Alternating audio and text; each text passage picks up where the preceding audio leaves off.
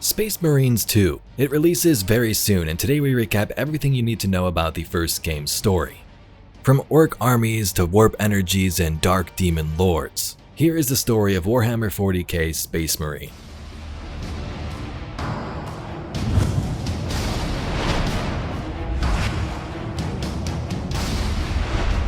Our story begins on Greya, a forge world and setting for Space Marine 1. This world is home to many industrial facilities that build weapons for the Imperium of Man, the largest human empire in the Milky Way galaxy. The beginning of the game speaks of Titans, giant mech-like constructs that are some of the most powerful weapons to obtain. The world of Greya has fallen under attack by the Orcs, a brutal alien race. After considering different options, it's decided that the Space Marines are the only hope for the mission. This is where we meet Captain Titus, veteran Sergeant Sidonis, and Leandros. Flying through the atmosphere, Captain Titus crash lands onto the Orc ship. He uses the ship's own cannon against them, slaying foes with his blade and bolter. Titus turns the cannon around, causing the ship to crash, and then the real fight begins on the planet's surface. Playing as Captain Titus himself, you make your way through the ruined battlefield and trenches to regroup with your allies. After reuniting with your squad, we meet 2nd Lieutenant Mira, who explains that the Orcs are taking over a massive planetary defense cannon. The Orcs have been taking control of systems built on Greya, like the planetary cannon, to halt Imperial progress and spread destruction across the planet. The specific cannon in question was being used to destroy Imperial supply ships. The Marines make that their next target. This fortress is swarming with orcs. Clearing this place will take days. Those guardsmen cannot survive that long. We find a way to destroy the gun. Entering the cannon building, the team rigs one of the cannon rounds with an explosive. Once it makes its way up to the gun on top of the building, hopefully it would explode. After a firefight and some small setbacks, the shell is armed and the Marines escape as it explodes.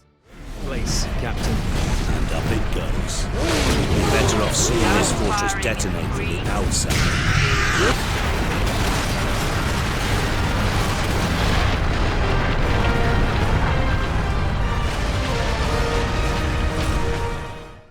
Lieutenant Mira takes survivors to set up an outpost, while the Marines press forward to the Titan facility.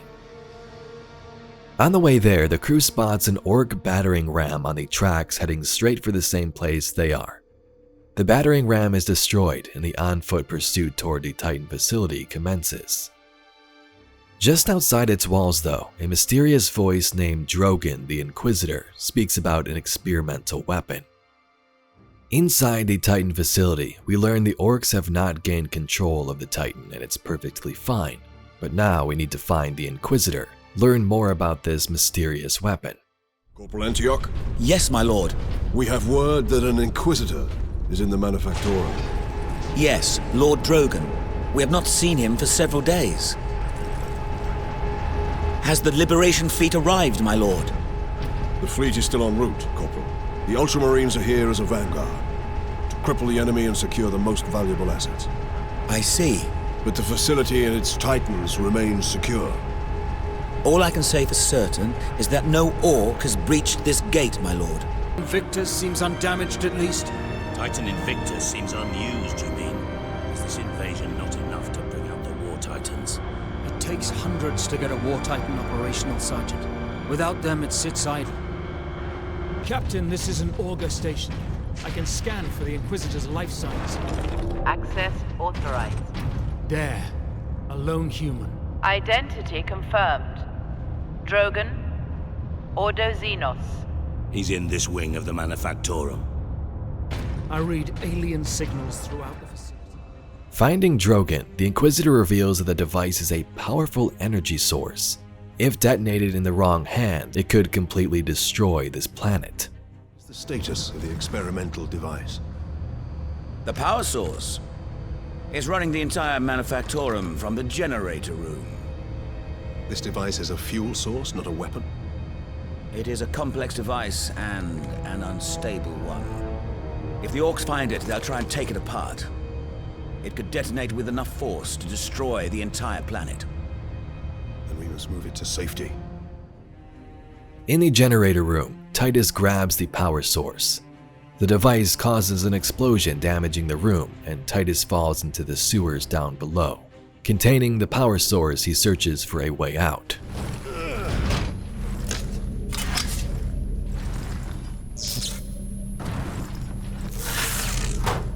Sidonus, Leandros, respond. Captain, the Inquisitor insisted you could not have survived. Well, I did, and I have his precious power source. We set a rendezvous in Hab Center Andris. These tunnels will spit us out there eventually. Fine. Continue heading toward the Hab Center. Titus escapes the sewers, regroups with the team, and they make their way to the surface. In the crumbled ruins, we reunite with Drogon, but along the way witness millions of enemies reinforcing on the planet's surface.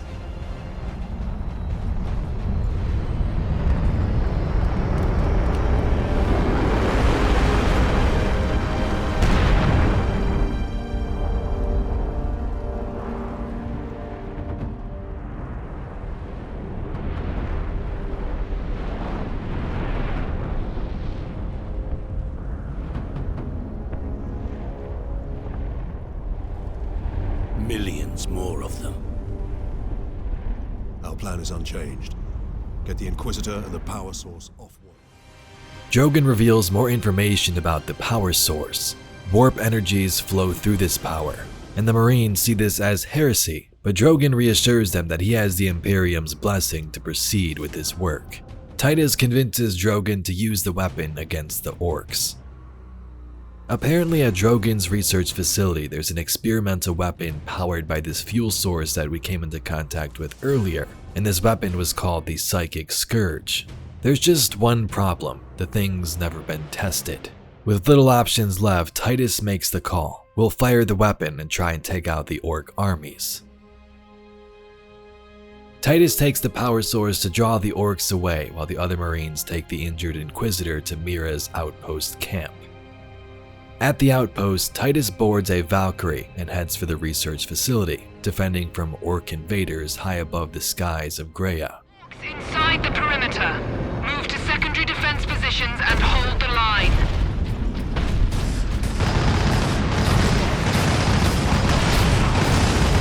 Welcome to Bastion Primus, Captain. Sergeant Sidonus briefed me about the Inquisitor and his doomsday weapon. He said you require air transport to the Calcus facility. Your Valkyries are the fastest way to reach it, and we have no time to spare. Your men are already on board their Valkyrie, and the squadron's ready for liftoff. We'll get you to Calcus with all speed.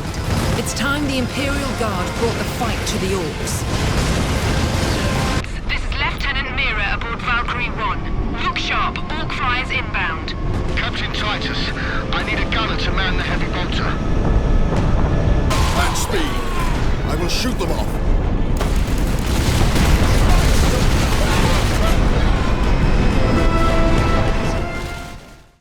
After crashing, Mira delivers us to the outskirts of the Calcus facility, and upon entering we find no orcs, but instead the Marines must deal with some security measures. Tons of defense turrets set up around the area.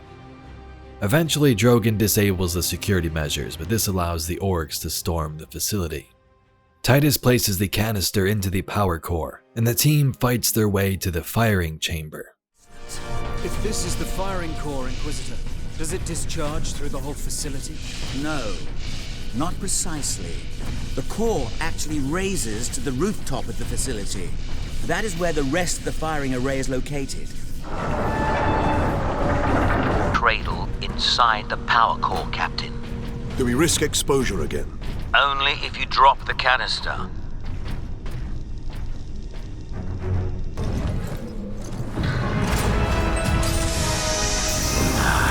Very good, Captain. Your time carrying my power source is finally at an end. Alarm. Structural damage. Warning. Emergency containment rights commencing. Damnable thing! What do you need me to do, Inquisitor? You'll need to manually restart the array alignment. Forcibly, if you must. Where? In the firing chamber. Board the lift, Ultramarines. At the top, Titus places the canister into the Psychic Scourge. The Orc leader makes an appearance and we learn the weapon didn't work. What it did instead was open a rift that let the Chaos Demons into the world. This warp is so dangerous because it's a place of horror, a realm comprised of psychic energy in an alternate dimension. Some powers and magic come from here, and also terrible beings like chaos gods and their demonic servants.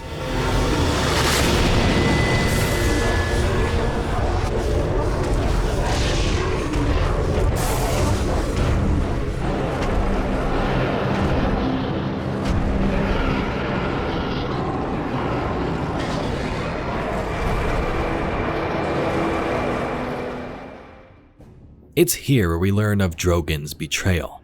This new Chaos Lord Nemeroth claims to have used Drogon to build this weapon and warp technology, allowing them into this world. Instead of trying to take on millions of orcs himself, the Chaos God would rather have the Space Marines aid in his bidding, bringing Drogon to the weapon. The Space Marines are later speculative about this nature, wondering if Drogon was actually real. Nonetheless, he betrayed them. The plan for the Chaos Lord is to make the portal big enough to bring the whole army through. The Orc commander wrestles the Chaos Lord and they fall off the weapon, allowing the Marines to escape. Emperor, protect us. We need an exit. To the lift! Demons! They fight demons as they formulate the next plan. They need to cut the link between the warp gate and the tower, and they'll do this using the Titan Invictus. The Marines question why Titus was not injured when he held the power source multiple times. The warp energy, suggesting that those in league with Chaos are able to harness its touch. Titus assures them that he doesn't take this immunity lightly, and they proceed.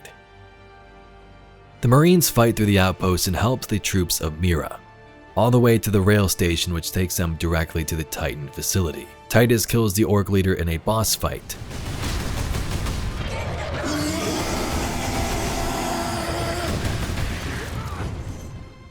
The power source is inserted into the Titan and they fire upon the spire, successfully breaking the link to the warp and stopping further demons from invading this world.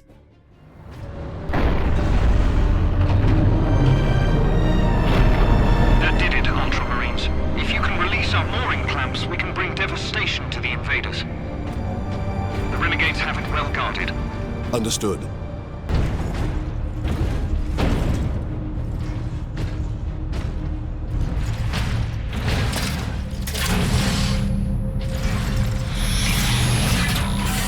Power source successfully destroyed. Target the orbital spire. Target acquired. Firing now. Sire, preserve us.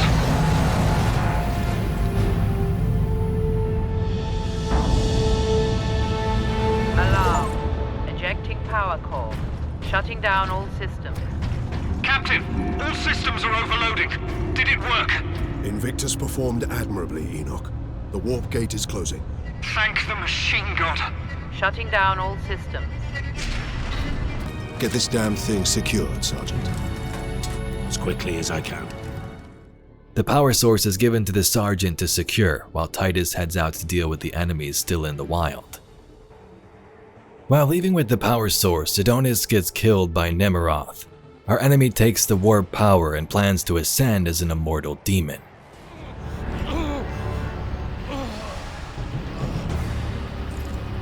Sidonis!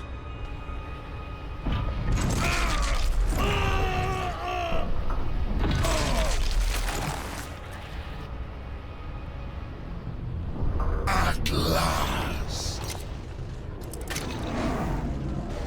It holds the key to my evolution, to my ascension to immortal demonhood.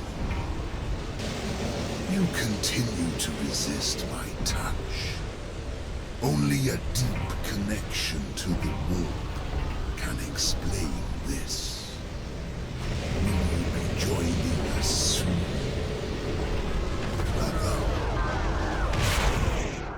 I couldn't reach him in time.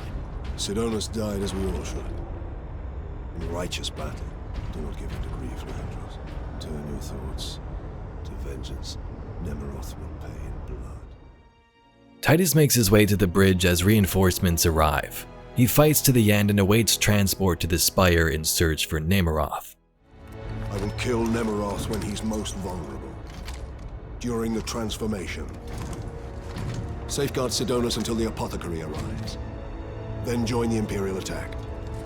Going alone is suicide. Or worse. We know the enemy takes great interest in your connection to Chaos.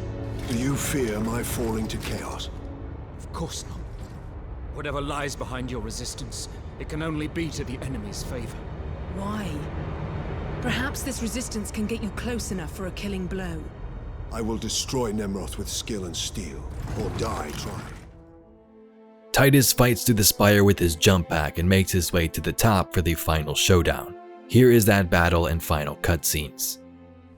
Dread gods of chaos, I am Nemeroth, your herald and champion. I have burned 1,000 worlds in your dark names. You challenged me to recover this fragment of your power, and I have done so. The slaves of the false emperor who dared claim it as their own lie dead at my hand.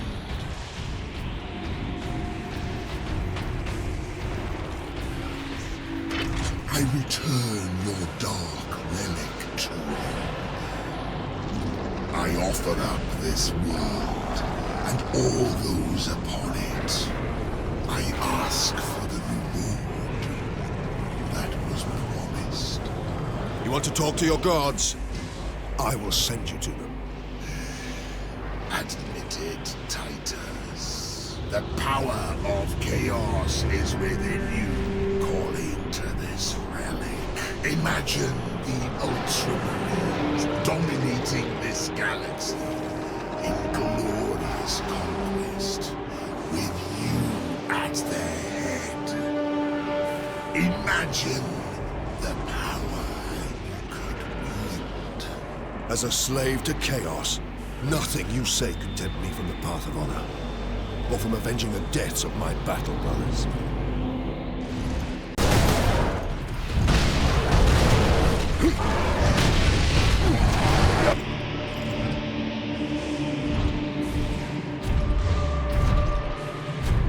Killing my servants matters little. I am unassailable. The gods of chaos protect me with the very energies of creation. You forget, Nemeroth. I am no stranger to the touch of the warp.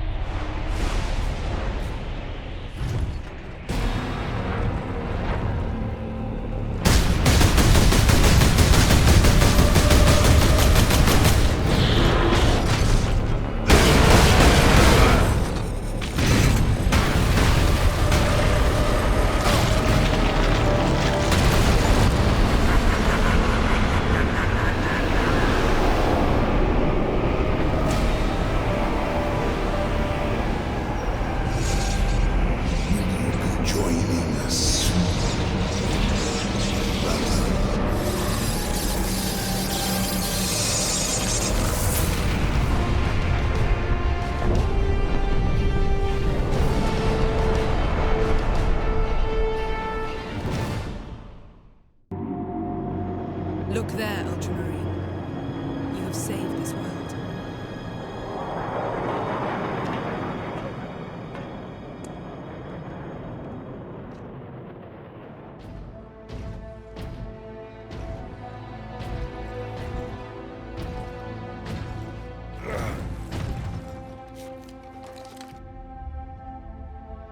I see the Ultramarines are human, after all.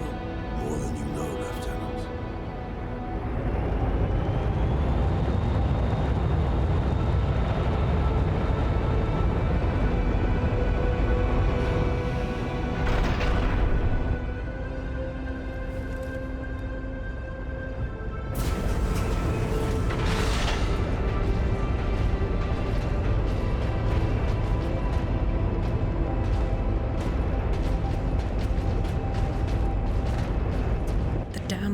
Inquisition is here.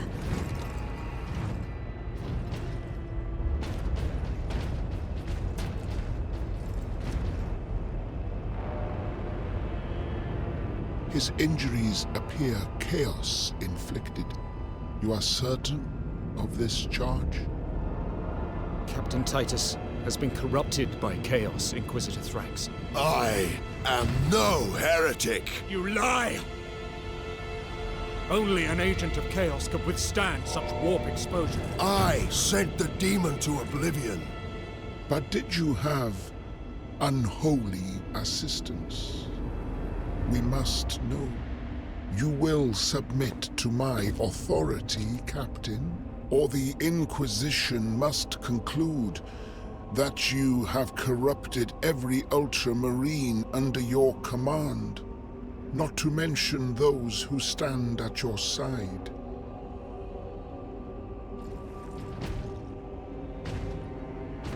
Ignore his threats. Come on.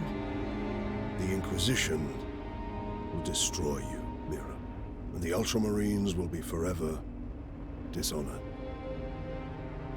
Leave my brothers and the Lieutenant alone. I will come with you. I do not know why I can resist the touch of chaos, but I swear I will discover the truth. We will discover many truths, Space Marine. Codex Astartes leaves no room for doubt. You cannot touch the warp and emerge unscathed. The Codex Astartes is a set of rules. They guide us, shape us as Ultramarines, teach us to hold duty and honor sacred above all. But how we live with those rules is the true test of a Space Marine. And you have failed.